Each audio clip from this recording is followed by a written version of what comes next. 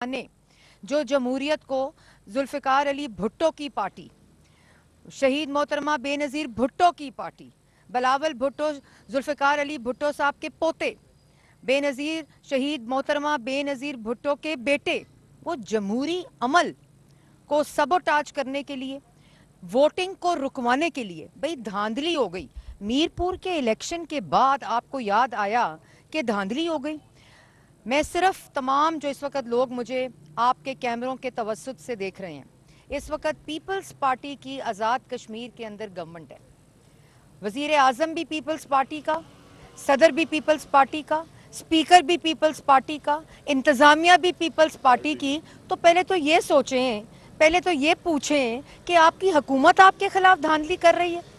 और फिर आप अभी मैं देख रही थी कि मेरे बड़े बुजुर्ग हैं नैयर बुखारी साहब, वो 2 बैलेट पेपर दिखा रहे थे। हज़ारों के वोटों का इलेक्शन है, 2 बैलेट वोटों के ऊपर 2 मोहरें दिखा रहे थे।